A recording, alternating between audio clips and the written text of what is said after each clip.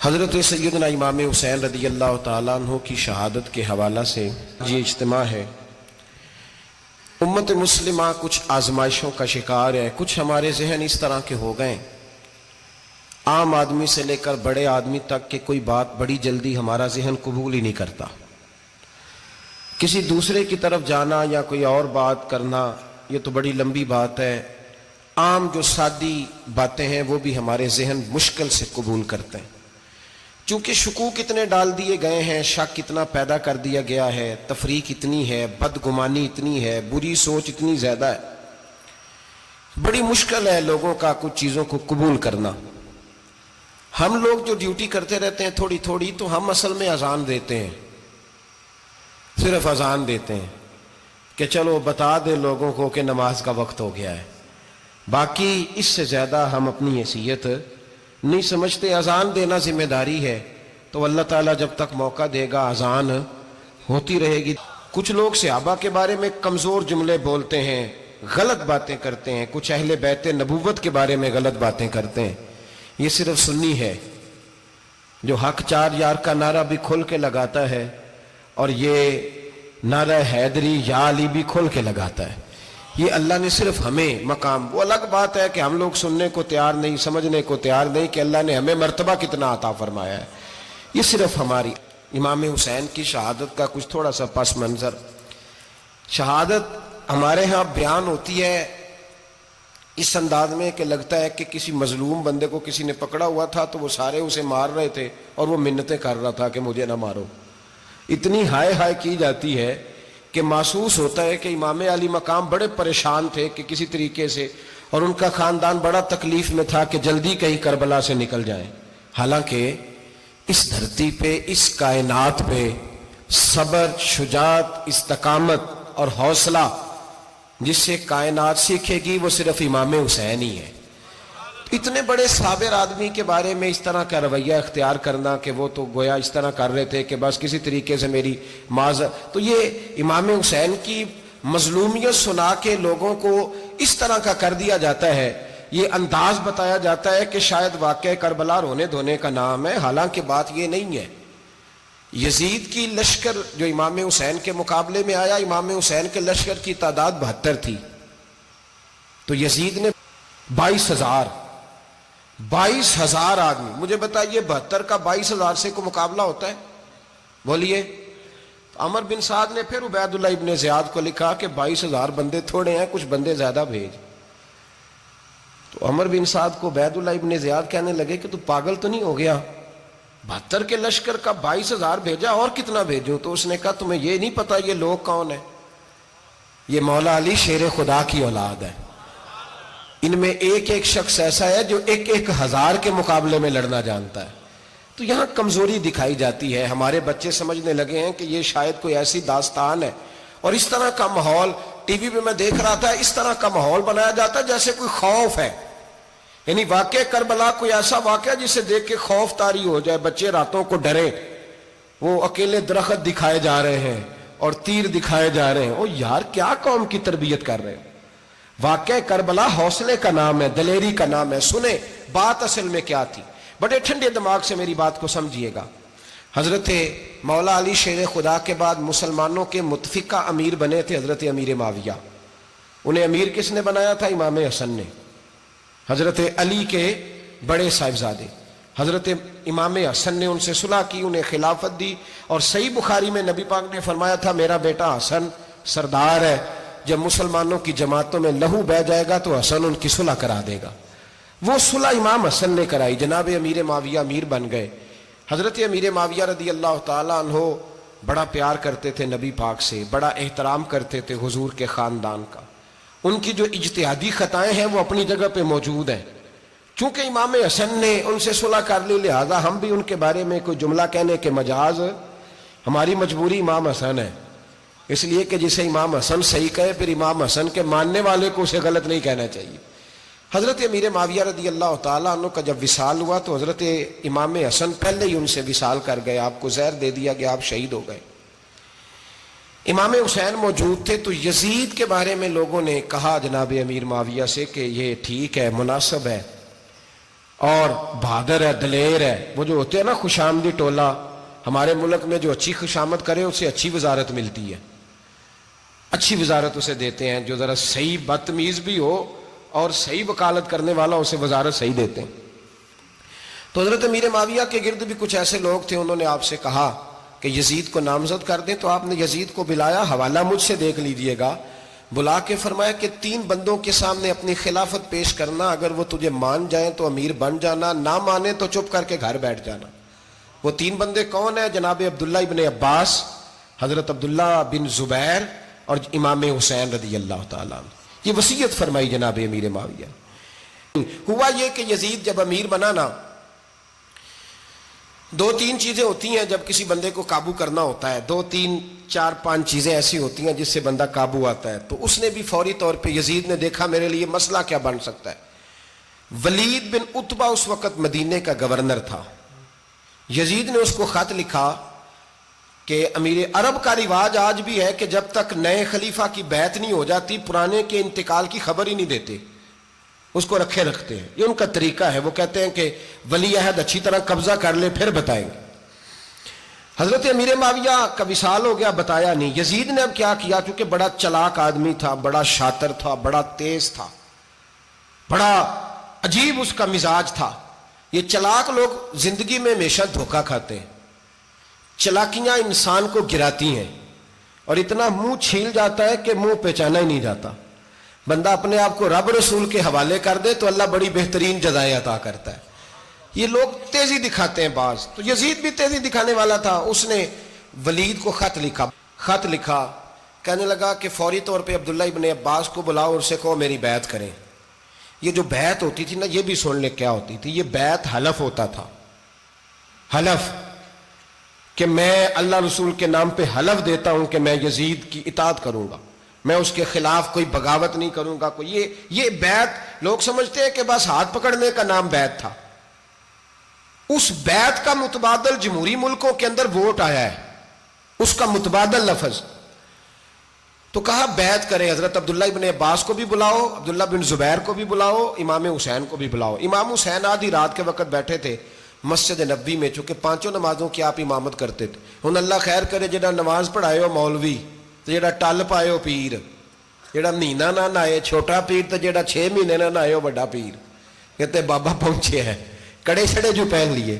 بھائی امام حسین تو نمازیں پڑھاتے تھے، مولا علی تو نمازیں پڑھاتے تھے، مسجد کے خطیب تھے. اب اس کو تو مولوی کہہ دیا جاتا ہے بیچارے کو. تو ملنگ کون ہوتا ہے جی؟ کہتے جڑا کپڑے کٹ پائے.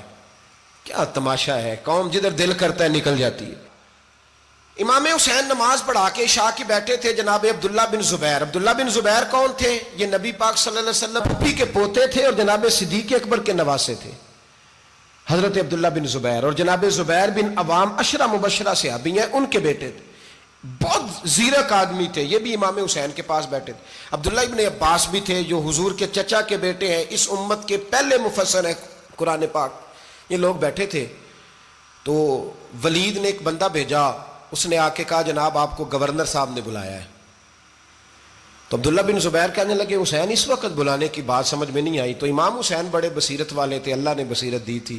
کہنے لگے عبداللہ آپ کو سمجھ نہیں آئی، مجھے سمجھ آ گئی ہے، امیر معاویہ وصال کر گئے اور یہ ہمیں جو بلایا گیا ہے نا یہ یزید کی بیعت کے لیے بلایا گیا ہے. تو کہا پھر آپ آدھی رات کو نہ جائیں، آپ کے لیے خطرہ ہوگا. تو امام حسین فرمانے لگے خطرہ حسین کو نہیں ہوتا، حسین کو خطرہ نہیں. کہا پھر بھی آپ مہربانی کریں ذرا احتیاط سے جائیں. تو جناب عبداللہ ابن زبیر نے، عبداللہ ابن عباس نے 14 بندے نیزے دے کے تلواریں دے کے امام حسین کے ساتھ بھیجے اور کہا کہ امام حسین اگر اس نے کوئی غلط ملت بات کی نا، زبردستی بیعت کرنے کا کہا تو آپ بس کوئی ایک بات اونچی آواز میں کر دینا، یہ سپاہی پیچھے آ جائیں گے. امام حسین ان 14 بندوں کو لے کے گورنر ہاؤس پہنچ گئے. جب آپ وہاں پہنچے اس نے بتایا، اس نے کہا جی حضرت امیر معاویہ انتقال کر گئے اور آپ نے یزید کی بیعت کرنی ہے. تو امام حسین فرمانے لگے میں چھپ کے بیعت نہیں کروں گا. مجمع لگاؤ، جمعے والے دن اعلان کرو، جو طریقہ ہے حضرت ابو بکر صدیق کا، جو طریقہ ہے حضرت عمر فاروق کا، جو انداز حضرت عثمان غنی کا ہے، جو مولا علی کا ہے، سر عام اعلان کرو. اگر ساری دنیا یزید کی بیعت کرے گی تو میں بھی تیار ہوں. تم مجھ سے بیعت لے کے پھر لوگوں کو بتانا چاہتے ہو کہ حسین بیعت ہو کر رہے ہیں تو تم کیوں نہیں کر رہے؟ میں عام آدمی نہیں ہوں لہذا چھپ کے بیعت نہیں کرتا. جب یہ بات کی نا تو ولید بڑا نرم دل تھا اور امام حسین کی شان کو جانتا تھا. وہ جانتا تھا یہ نبی پاک کا خاندان ہے. اس نے کہا جی مجھے تو حکم تھا، باقی آپ حضور کے نواز ہیں، میں کر کچھ. وہاں ایک بڑا بدبخت شخص بیٹھا تھا، عبد الملک بن مروان. وہ ولید سے کہنے لگا کہ اگر حسین آج تمہارے ہاتھ سے نکل گئے تو تمہارے لیے بہت بڑا مسئلہ کھڑا ہو جائے، انہیں جانے نہ دینا، یا بیعت کراؤ یا ان سے کہو جنگ کے لیے تیار ہو. تو امام حسین رضی اللہ تعالیٰ عنہ کے کانوں میں آواز گئی تو فرمانے لگے، ابن مرجانہ اگر تیرے اندر جرت ہے تو آ سامنے حسین کے، اس کے کانوں میں باتیں نہ کر، کانا پھوسی نہ کر، باہر آ میدان میں، شرارت نہ کر، باہر آ، میں تمہیں ابھی بتاتا ہوں کہ حسین سے مقابلہ کرنے کا انجام کیا ہے.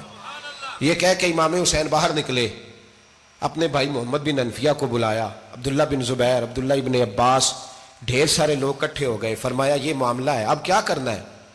یاد رکھیں ووٹ برادری کا نہیں ہوتا، ووٹ برادری کا نہیں، ووٹ دین کا ہوتا ہے.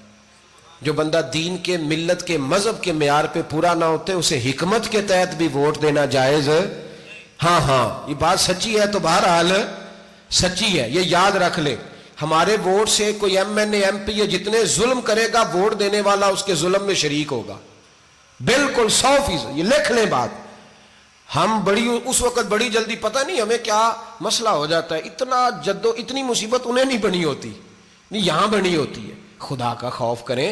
امام علی مقام ووٹ ہی مانگ رہا تھا نا یزید، اور پھر اس نے بڑے بڑے لالچ دیے. اس نے کہا کہ آپ 5-4 صوبے ہیں جس کی گورنری مرضی رکھ لیں، دولت آپ کی مرضی کی. تو پھر آج ہمیں بھی لوگ مشورہ دیتے ہیں، کہتے ہیں مسجد میں سیاست نہیں ہونی چاہیے. میں نے کہا کیا کریں، یہ امام حسین ہمیں مجبور کر گئے، کوئی نہ کوئی بات کرنی پڑ ہی جاتی ہے. امام علی مقام نے فرمایا چھپ کے ووٹ کی بات، بیعت کی بات نہیں ہو سکتی.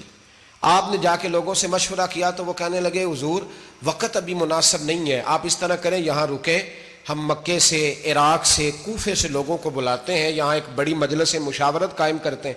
امام حسین فرمانے لگے اگر تم مشاورت قائم کرو گے تو ولید اور عبد الملک بن مروان وہ تو جنگ کرنے کو تیار ہیں، اور نبی پاک نے فرمایا ایک مینڈا ہوگا جس کی وجہ سے مدینے کی گلیوں میں لہو بہے گا.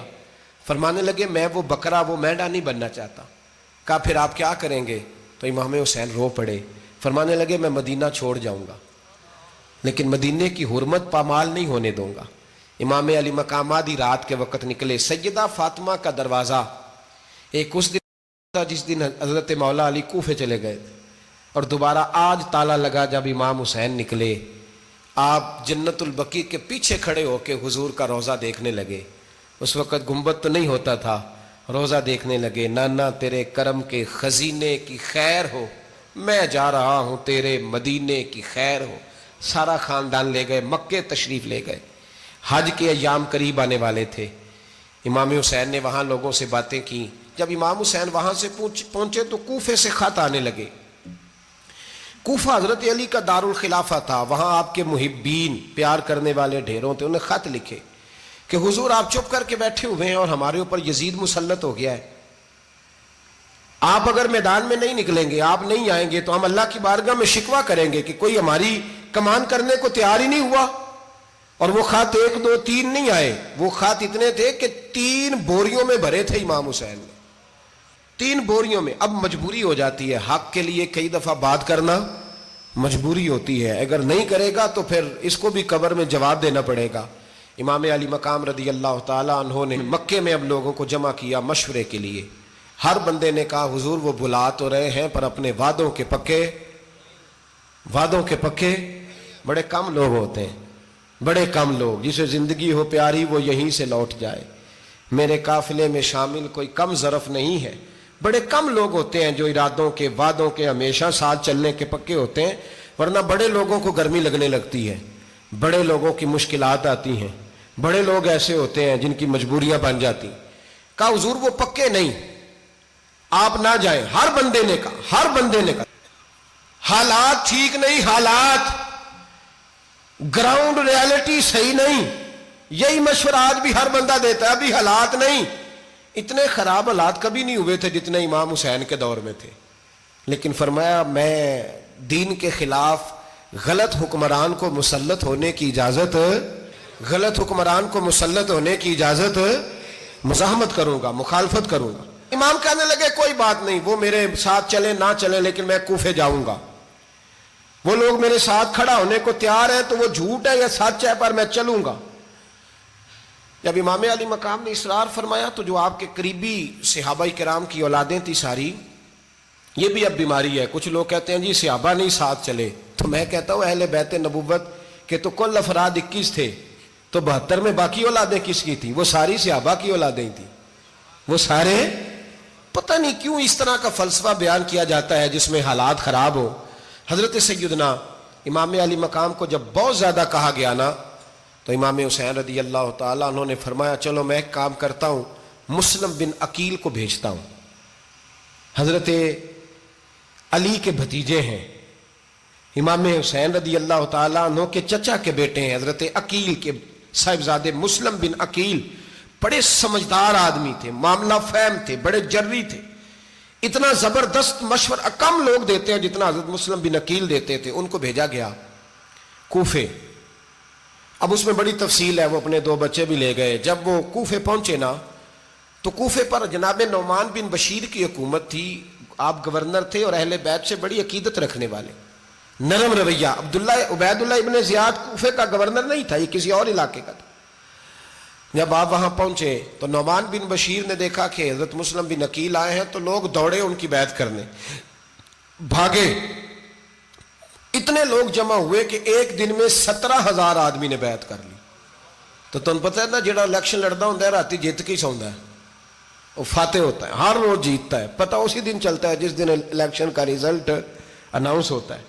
17,000 آدمی ایک دن آیا۔ اب وہ جو امام مسلم بن عقیل کے وہاں نعرے لگانے والے تھے کہنے لگے حضور یہ پہلے دن کی کارکردگی ہے، 2-4 دن میں دیکھیے کیا ہوتا ہے۔ 2-4 دن میں کیا ہوا؟ 40,000 آدمی نے بیعت کر لی۔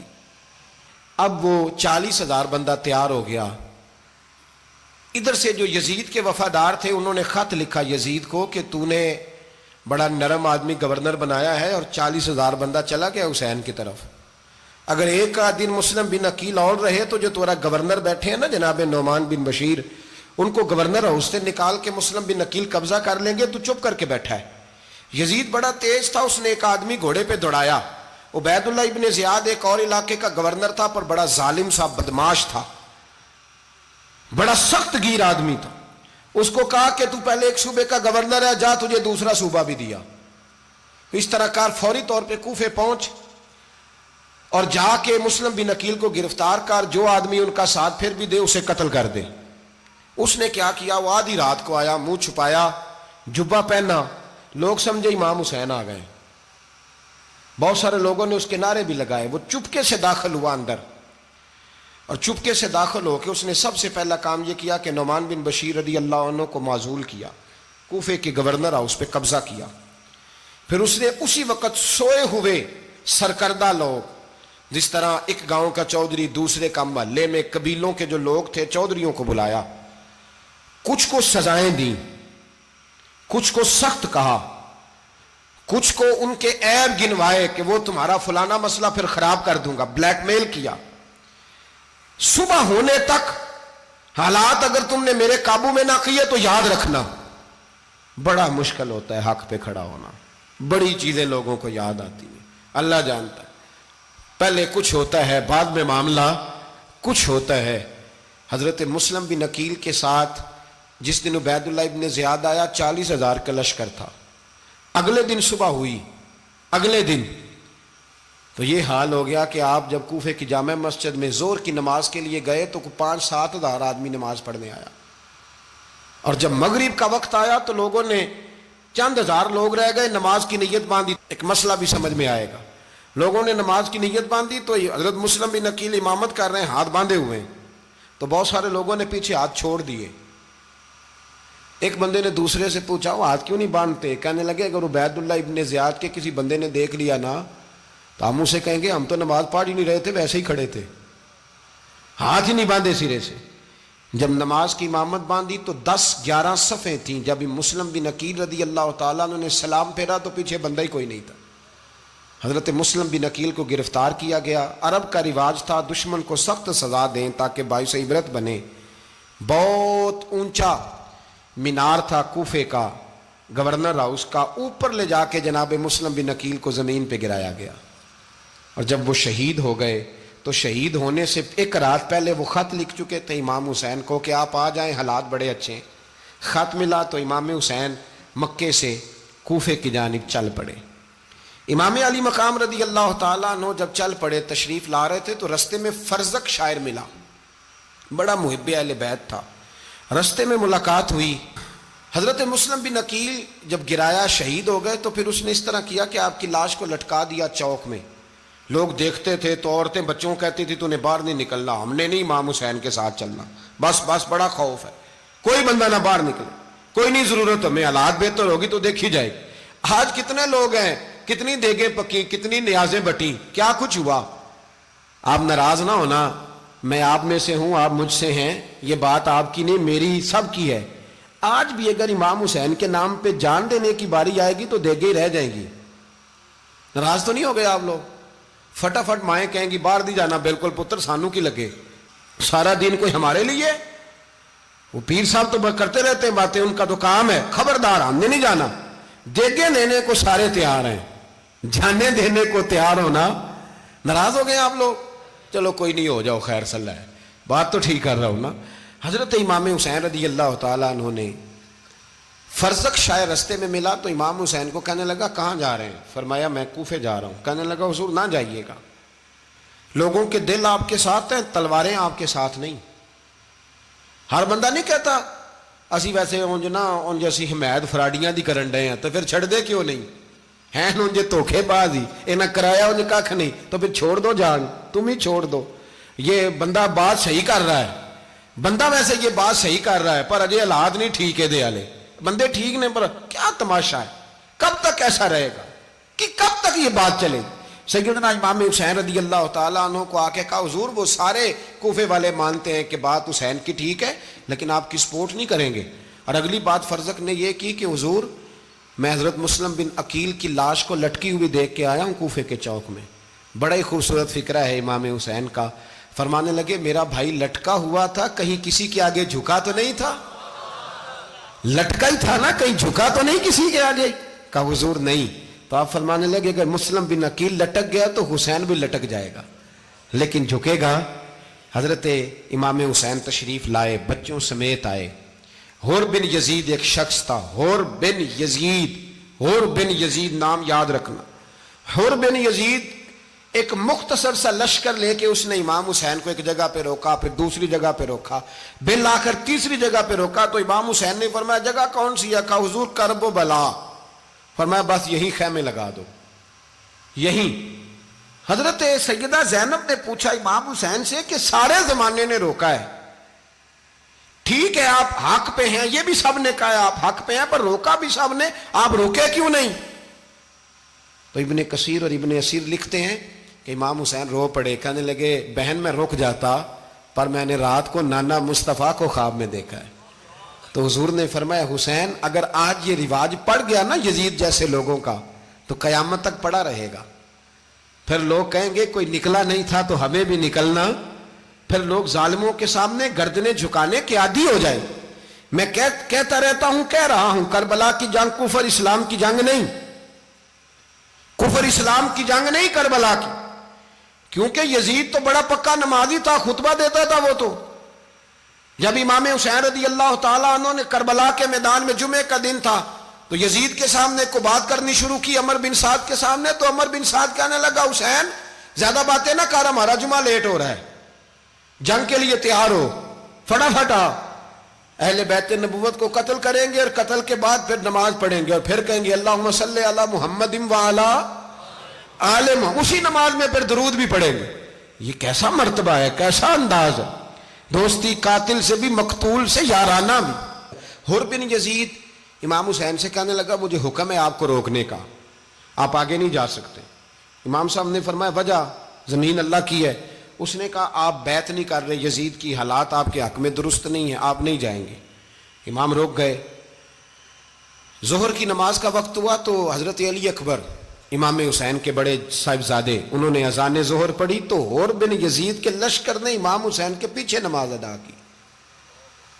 کہا بھئی تم مقابلے میں آئے ہو نماز پیچھے پڑھتے ہو؟ کہا حضور مقابلہ تو تلواروں سے کر رہے ہیں پر ہمارا دل تو مانتا ہے نا کہ مصطفیٰ کا نواسہ بڑی شان والا ہے۔ حر بن یزید نے 3 نمازیں لشکر سمیت امام حسین کے پیچھے پڑھی ہیں، 3 نمازیں، ظہر اثر اور مغرب۔ پھر امام حسین کے سامنے شرائط پیش کی کہ آپ کو یہاں گھیر لیا گیا ہے، یہاں آپ بیعت کریں گے، یہاں آپ جنگ کریں گے، 2 ہی باتیں۔ امام حسین نے فرمایا نہیں بھائی بیعت تو میں نہیں کرتا، اس کے علاوہ تم جو کہتے ہو میں کرنے کو تیار ہوں۔ اس نے خط لکھا، عبید اللہ ابن زیاد کو ایک بندہ دوڑایا پیچھے کوفے، چند میل پہ کوفہ تھا، کہا وہ نہیں مان رہے، کیا کرنا ہے؟ تو حسین ابن علی ہے، میں زیادہ دیر انہیں روک بھی نہیں سکتا۔ انہوں نے پیغام دیا حر بن یزید کو کہ کرنا کچھ بھی نہیں، ان کا پانی بند کر دو، بلیک میل کرو، کھانا پانی نہیں ملے گا، چھوٹے چھوٹے بچے ہیں خود ہی مان جائیں گے۔ حضرت امام علی مقام کے بارے میں حر کے پاس جب یہ پیغام آیا تو حر کہنے لگا میری طبیعت نہیں مانتی حسین پر پانی بند کروں، دل نہیں مانتا۔ جب یہ لفظ کہے نا دوبارہ تو پھر عبید اللہ ابن زیاد نے عمر بن سعد کو 10,000 آدمی دے کے بھیجا، کہا حر بن یزید لچک دکھا رہا ہے حسین کے حق میں۔ ایک رے کا علاقہ تھا، بڑی وہاں فصل ہوتی تھی، لوگ کوشش کرتے تھے وہاں کا گورنر بننے کی، کوشش کرتے تھے۔ تو عبید اللہ ابن زیاد کہنے لگا تمہیں رے کی گورنری ملے گی، سب سے سرسبز و شاداب علاقہ، تمہیں وہاں کا گورنر بنایا جائے گا اگر حسین کے خلاف لڑو گے۔ یہ اتنی زبردست ہوتی ہیں گورنریاں کہ گورنریوں کے لیے لوگ نسل رسول کے خلاف بھی نکل آتے ہیں، یہ اتنی تگڑی ہوتی ہیں، اتنی جلدی وفاداریاں بدلتی ہیں۔ امام حسین کو روک لیا گیا، عمر بن سعد نے روک لیا۔ 1 محرم کو امام آئے، 7 محرم تا روکا گیا، 7 محرم کو پانی بند کر دیا۔ جانور پانی پیتے تھے، گھوڑے پیتے تھے، کتے پیتے تھے، لیکن مصطفیٰ کے گھرانے کو پانی پینے کی اجازت، 3 دن تک پانی بند رہا۔ 9 محرم کو عمر بن سعد نے اور لوگ بلائے۔ شمر ایک بڑا سخت آدمی تھا، سنگ دل بدبخت، جس نے حضرت علی اصغر کے گلے پر تیر مارا تھا، وہ اور لشکر لے کے آیا۔ رات کو کہنے لگا امام حسین رضی اللہ تعالیٰ عنہ سے کہ بس بڑا ہو گیا، یہ 9-10 محرم کی درمیانی رات، یہاں آپ جنگ کریں گے یا آپ بیعت کریں گے، 2 ہی باتیں۔ امام حسین اندر گئے، سیدہ زینب سے مشورہ کیا، باہر آئے، فرمایا بات وہی ہے جو پہلے دن والی ہے۔ او بھائی بچے ساتھ ہو، صحرا کا علاقہ ہو، تپتی ہوئی ریت ہو، اتنے کٹھن اور سخت حالات، چاروں جانب موت ہی موت، دور دور تک اپنوں کا نام و نشان کوئی نہیں، اور اکیلے فیصلہ کرنے والے امام حسین، باقی سارے بچے ہیں یا عورتیں، سارے بڑے اکیلے۔ امام حسین رضی اللہ تعالیٰ عنہ نے فرمایا بھائی بیعت تو میں نہیں کرتا، باقی جو تمہارا پروگرام ہے۔ شمر اور ابن سعد کہنے لگے پھر جنگ کے لیے تیار ہو جائیں۔ کیا انداز ہے امام حسین کا، فرمانے لگے کل جنگ کروں گا، مجھے پتا تو ہے جنگ کا نتیجہ کیا نکلنا ہے، 1 رات مجھے دے دو تاکہ میں کھل کے اپنے رب کی عبادت تو کر لوں۔ حسین نے جانا ہے، مجھے پتا ہے کل رزلٹ 72 اور 22,000 کا کیا 1 رات مجھے دو، میں مالک سے راز نیاز تو کروں، میں گویا اس سے پوچھوں تو صحیح کہ مالک میرے والد بھی شہید ہیں، بھائی بھی شہید ہیں، نانا کو بھی دکھوں میں دیکھا ہے، تو اب میری باری ہے تو مالک میں حاضر ہوں، مجھے موقع تو دو، اس لیے کہ میرے نانا نے بدر میں بھی ساری رات عبادت کی تھی، صبح مجھے موقع دو۔ اور دنیا کا اصول ہے جب کوئی موقع مانگتا ہے تو دیا جاتا ہے۔ یہ دونوں کہنے لگے کوئی موقع نہیں۔ حر بن یزید پیچھے سے بولا، کہنے لگا نہیں بدتمیزی نہ کرو، حسین کو موقع دو، تمہیں دینا پڑے گا۔ موقع دیا۔ حر بن یزید نے پھر منت کی، کہا حضور آپ مہربانی کریں مان جائیں۔ فرمایا ماننے والا کھاتا کوئی نہیں۔ فرمایا ماننے والا کھاتا، بولیے ماننے والا کھاتا، یہ بڑا مشکل کام ہے بھائی۔ ضمیر کا سودا اب تو عام ہو گیا، بازار لگتے ہیں، ریٹ لگتے ہیں، اپنی اپنی چاہتوں پہ لوگوں نے اپنے اپنے انداز سجائے ہوئے ہیں۔ کوئی آدمی بس اچھے طریقے سے نام لے لے تو بس ہم اس کے پیچھے چل جاتے ہیں۔ اب تو عام ہو گیا یہ معاملہ۔ امام حسین نے فرمایا ہو ہی نہیں سکتا، ممکن ہی نہیں ہے۔ ساری رات عبادت میں گزری، ریاضت میں گزری۔ تہجد کا وقت ہوا تو گھر والوں کو بلایا، فرمایا دیکھنا تمہاری سی کی آواز نہ باہر آئے، خبردار سی کی آواز نہ آئے۔ اور امام زین العابدین سے فرمایا تو بیمار ہے، تو جہاد نہیں کرے گا، لیکن خیال رکھنا پیچھے۔ اور بڑی قیمتی بات بتا رہا ہوں، ہماری بیویاں کسی کے گھر میت ہو جائے تو 4 دن بخار نہیں اترتا، امام علی مقام نے سیدہ زینب سے فرمایا تو بڑی ہے، میری بہن ہے، پیچھے سارے بچے ہیں، جوان ہیں، ان کے حوصلے تیری ذمہ داری ہیں۔ صبح جنگ کا طبل بجنے لگا، فجر کی نماز پڑھی، سورج چڑھا، 10 محرم کا دن، جمعے کا وقت، جناب سیدنا امام حسین رضی اللہ تعالیٰ عنہ نے ریت پر سجدے کیے، لمبے سجدے، لمبی نماز، سورۃ الشمس کی آیات دوسری رکعت میں پڑھی تو سارا کربلا گونجنے لگا۔ کیا انداز تکلم تھا امام علی مقام کا۔ نماز مکمل ہوئی تو حور بن یزید، عمر بن سعد اور شیمر سے کہنے لگے واقعی حسین سے لڑو گے؟ پتہ نہیں کون ہے۔ قل لا اسألکم علیہ اجرا، تم نے نہیں پڑھا؟ الا المودۃ فی القربى، تمہاری آنکھیں بند ہیں۔ الحسن والحسین سید الشباب اہل جنہ، تمہیں نہیں پتا؟ کہنے لگا چپ کر، حکومت نظر آ رہی ہے۔ اور بن یزید کہنے لگے پھر میرا بھی فیصلہ سنو، مجھے حکومت نہیں چاہیے، مجھے جنت چاہیے۔ حکومت نہیں چاہیے۔ امام حسین کی پہلی فتح دیکھیں، اور بن یزید ایڑی لگا کے نا یزید کے لشکر سے نکل کے امام حسین کے لشکر میں شامل ہو گیا، اور پہلا شخص جس نے امام حسین کو روکا، امام حسین کے نام پر پہلا سر بھی اسی شخص نے کٹایا ہے۔ لیکن یزید کی قبر پہ لعنت بھی کوئی نہیں برساتا، اس کا محل تھا بہت بڑا، لیکن جب لوگ کربلا میں امام حسین کو سلام کرنے جاتے ہیں تو قدموں میں حور بن یزید کا مزار بھی بنا ہوا ہے، اس کو بھی سلامی دی جاتی ہے۔ اور اب ہم اکیلا حور بن یزید نہیں کہتے، ہم کہتے ہیں حور بن یزید رضی اللہ تعالیٰ۔ اب ہم اتنی تعظیم کرتے ہیں اس حور کی۔ جناب امام حسین کو میدان میں کھڑا کیا گیا، جہاد کا طبل بجا، پہلے خدام آئے، اور سن لو آج وہ پتہ نہیں بازاری سے لوگ چڑھ گئے اسٹیجوں پہ، بازاری سے، نہ چہرے پہ داڑھی ہے، نہ سر پہ کوئی کپڑا ہے، بازاری لوگ ہیں، بھاگ رہے ہیں، بازو چڑھائے ہوئے ہیں، بٹن کھولے ہوئے ہیں، تماشا بنا دیا۔ سننے والوں کا بھی اللہ ہی حافظ ہے، وہ سٹیج پہ یہ اہل بیت کی شان بیان کرتا ہے، بھاگ کے ادھر جاتا ہے، یہ کوئی طریقہ ہے؟ سننے والوں کا بھی عجیب انداز ہے، ہر بندے کو سننے بیٹھ جاتے ہیں۔ دین مہذب ہے، تہذیب والا ہے، دلائل رکھتا ہے، دین وقار رکھتا ہے، ایسے لوگ اب دین بیان کریں گے؟ حضرت سیدنا امام حسین رضی اللہ تعالیٰ عنہ صبح جب جہاد کا وقت آیا، پتہ ہے کون کون تھے کربلا میں؟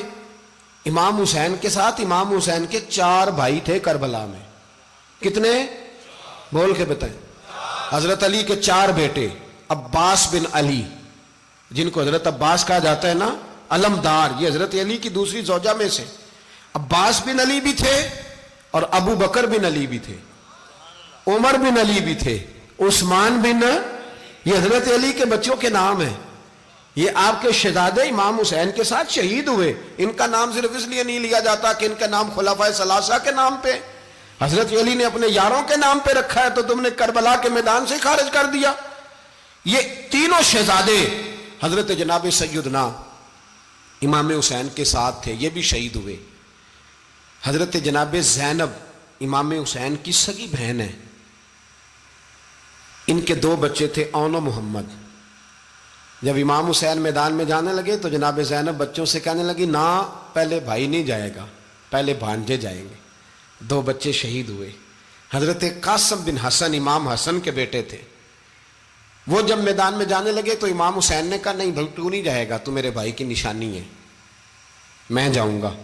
تو حضرت قاسم بن حسن نے ایک تعویذ کھول کے دیا، کہ ابا جی میرے والد نے کہا تھا جب بڑی مشکل آ جائے تو تعویذ کھول کے دیکھنا، تو آج بڑی مشکل آئی ہے تو میں نے تعویذ کھولا ہے، تو یہ دیکھیں کیا لکھا ہے، یہ تو رکا ہے، تعویذ ہے ہی نہیں۔ جب کھول کے دیکھا تو اس پہ لکھا تھا قاسم اگر حسین پہ کوئی کڑا وقت آ جائے تو بیٹا کے آگے آگے رہنا، اگر کڑا وقت میرے بھائی پہ کبھی آ جائے نا، دیکھنا اس کے آگے آگے چلنا، اسے حسن کی کمی نہ محسوس ہو، پائیاں جہاں ساک نہیں کوئی جے وچ خار نہ ہوئے۔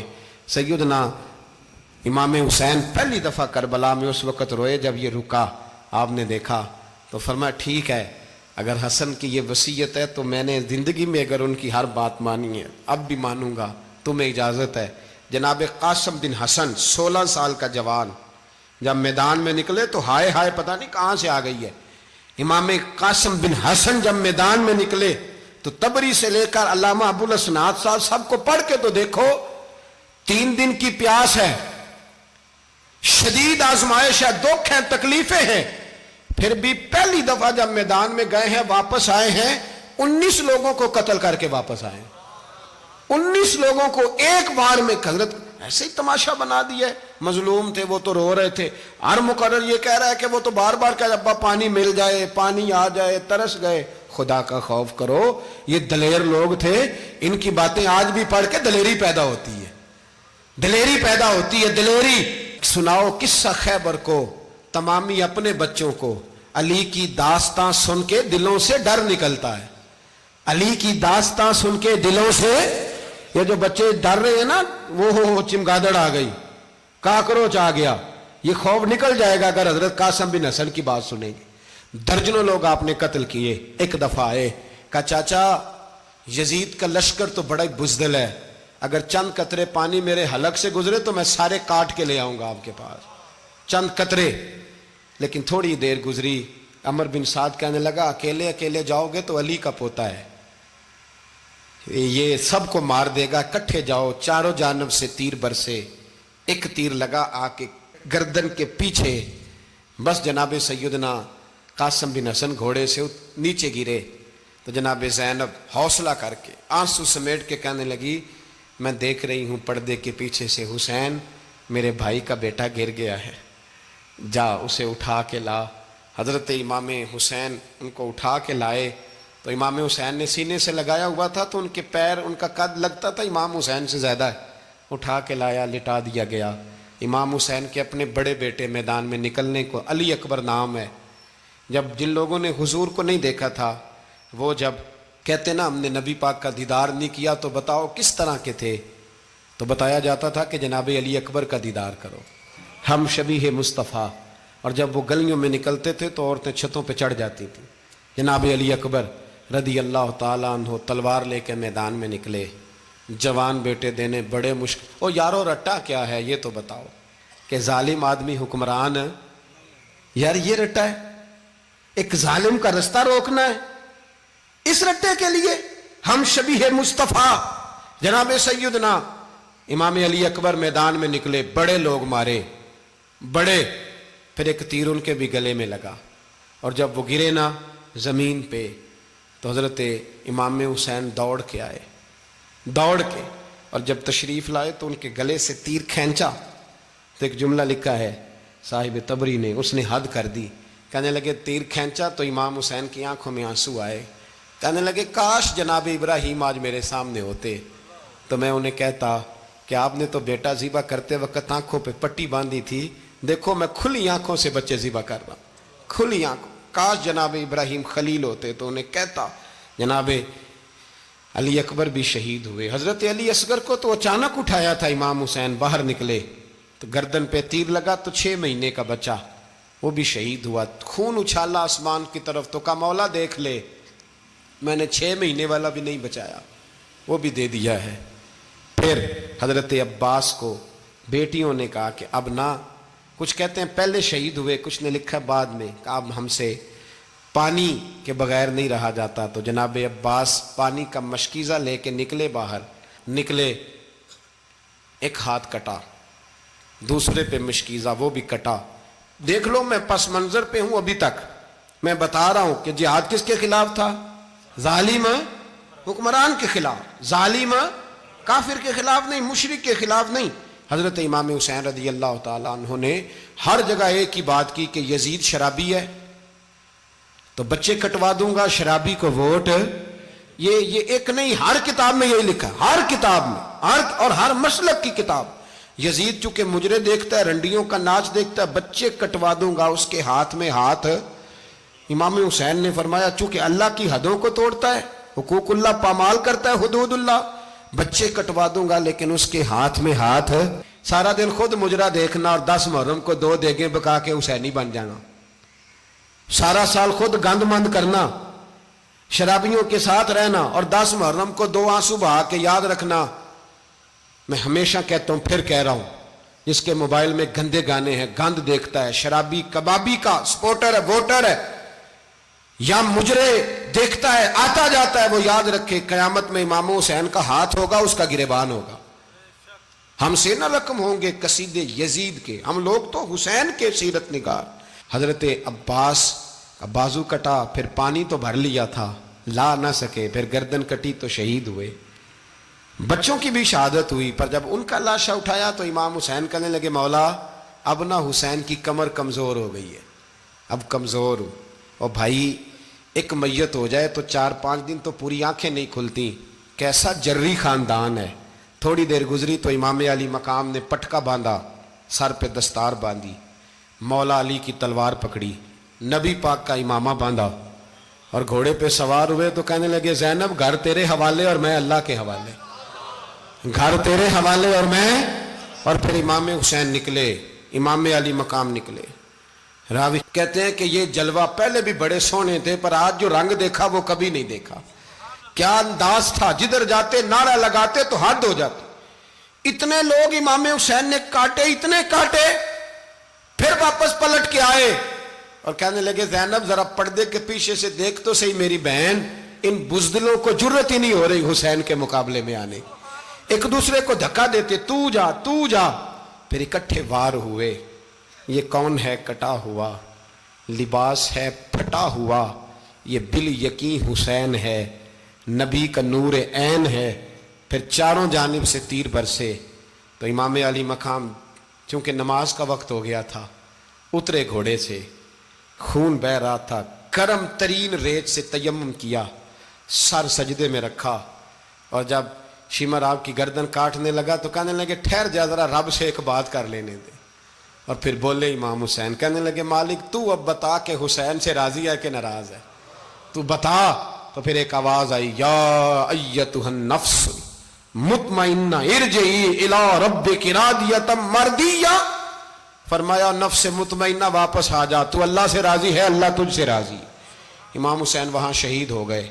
اب یہ قافلہ امام حسین کا سر کاٹ، ذرا دیکھنا غور کرنا، سر کاٹ کے نیزے پہ رکھا ہے، جسم کربلا میں پڑا ہے، عورتوں کو گھوڑوں پہ بٹھا کے لے جایا گیا یزید کے دربار میں۔ یزید پہلے عبید اللہ ابن زیاد نے بدتمیزی کی، پھر یزید نے کی۔ سعودی عرب کا ایک مولوی بول رہا تھا، سعودی عرب کا، ان سے بھی بڑا عشق ہے، جس نے تقریر سننی ہو میرے پاس ہے۔ ہمیں لوگ مشورے دیتے ہیں کہ جو یزید کو اچھا کہے اور حسین کو باغی کہے اس کو ہم امام مان لیں، اس بے شرم بے حیا کو جو نبی پاک کے گھرانے کے بارے میں بکے اسے امام۔ سعودی عرب میں مسجد نبی میں درس دینے والا جس نے تقریر سننی ہو میرے پاس ہے، وہ کہتا ہے یزید تو بڑا اچھا آدمی تھا، اس نے تو بڑی خدمت کی، تو میں نے اسے کہا رشتہ داری کر لیا یزید کے ساتھ، قریب ہو جا۔ شرم نہیں آتی؟ آج بھی نبی پاک کا دل دکھاتے ہو، حیا نہیں آتی، خیال نہیں آتا؟ اور لوگ گھر میں بیٹھ کے باتیں کرتے ہیں، کہتے ہیں جی جو بیت اللہ میں ہو وہ بھی برا ہو سکتا ہے۔ بیت اللہ میں تو 360 بت بھی تھے، وہ اچھے تھے۔ مدینے میں تو 360 منافق بھی رہے، پوری سورہ منافقون نازل ہوئی، وہ اچھے تھے۔ عجیب تماشا بنا دیا لوگوں نے مذہب کا۔ کہتا ہے یزید نے تو بڑی خدمت، تو عبید اللہ ابن زیاد نے قتل کیا۔ بے شرمو، اگر عبید اللہ ابن زیاد نے بھی قتل کیا تھا تو حکومت کس کی تھی؟ تو پھر یزید نے عبید اللہ ابن زیاد کو سزا کیوں نہیں دی، بلکہ ایک جگہ 2 گورنریاں دی اس کو، یہ حال کیا؟ بلکہ سنو کہ یزید چھڑیاں مار رہا تھا، چھڑیاں امام حسین کے لبوں پہ۔ تو نعمان بن بشیر صحابی تھے، بول پڑے، کہنے لگے یزید بدبخت ہاتھ پیچھے اٹھا، مجھے اللہ کی عزت کی قسم میں نے سینکڑوں بار نبی پاک کو ان ہونٹوں کو چومتے دیکھا ہے۔ حضرت جناب زینب عورتوں کے مجمع میں پیچھے ہو کے بیٹھی ہیں، یزید کے پاس جب پہنچا لشکر تو یزید کہنے لگا دیکھو اللہ نے مجھے عزت دی اور میرے مخالفوں کا کیا حال ہوا۔ تو بی بی زینب بول پڑی، اتنے صدمے سہے پر آواز توانا ہے، جاندار ہے، جاندار۔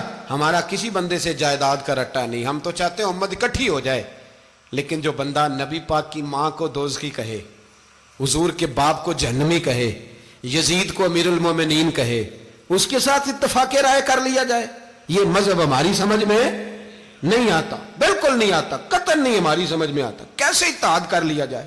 یہاں تو میرے بھائی جو ہمارے ابا کا مخالف ہو اس سے اتحاد نہیں ہوتا، اور جو نبی پاک کے والد کو دوزخی کہے اس سے اتحاد ہو جائے۔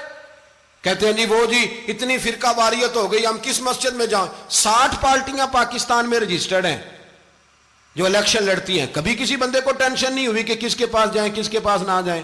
کبھی نہیں کو بولا کہ اب وہ بھی کھڑا ہو گیا، وہ بھی، کوئی ٹینشن نہیں. مذہب کی باری ٹینشن ہو جاتی ہے. اتنا بڑا مذہب ہوتا ہے بھائی، غلط بندے بھی آ ہی جاتے ہیں بیچ میں، تھوڑا پہچان کے چلنا پڑتا ہے صحیح کون ہے اور غلط. اور یہی تو ہمیں امام حسین نے بتایا ہے کہ مذہب کے اندر ہی تم نے شناخت کرنی ہے کہ بندہ ٹھیک کون ہے اور بندہ غلط. یہی تو کربلا ہے، یہی تو امام حسین نے بتایا. کفر اسلام نہیں، حق اور باطل. تو سمجھیے گا، حضرت سیدہ زینب نے جب سنا نا کہ یہ کہہ رہا ہے کہ مجھے اللہ نے عزت دی، تو جناب زینب بولی. نعمان بن بشیر کہتے ہیں بی بی بولی. اتنے صدمے ہیں پر جناب زینب بولی اللہ اکبر.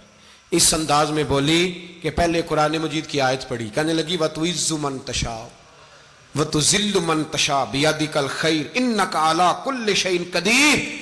اور پھر کہنے لگی یزید تو بکتا ہے، کہتا ہے کہ تو عزت والا ہو گیا، یہ تیری حکومت ہے، 4 دن گزرنے دے، تجھ پہ کوئی لعنت بھی نہیں برسائے گا، اور میرے بھائی کا قیامت تک ممبروں میں اور خطبوں میں ذکر ہوا کرے گا، وقت گزرنے دے.